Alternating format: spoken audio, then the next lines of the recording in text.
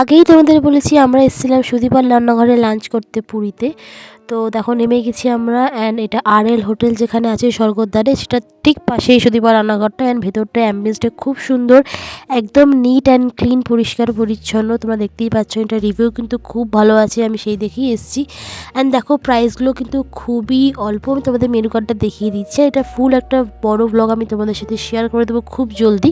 আমরা নিয়েছিলাম 4টে ফিশ থালি। এখানে দেখো দিয়ে দিচ্ছে ঝুরঝুরে আলু ভাজা, ভাত, ডাল, শুক্তো ছিল, আলু পোস্ত ছিল থালির মধ্যে, মানে এগুলো কমপ্লিমেন্টারি। সাথে ছিল চাটনি আর দই ছিল, যেটা আমরা কোথাও মানে অনেক জায়গাতেই আমরা খেয়েছি এর আগে, বাট দই কিন্তু ছোট্ট ভাঁড়ে করে কোথাও দেয় এরকম দেখিনি। অ্যান্ড খাবারের কোয়ালিটি খুব ভালো ছিল, প্রচণ্ড ঘরোয়া, একদম বেশি রিচ না, অ্যান্ড প্রাইসটাও খুব রিজনেবল। সাথে নিয়েছিলাম কাতলা মাছ। এ দেখো তোমাদের দইটা দেখিয়ে দিচ্ছি কতটা অ্যামাউন্টের দিয়েছিল। আমরা 4জন পেট ভরে একদম খেয়েছি, বাট তারপরেও বিল হয়েছিল মাত্র 945। তো তারপরে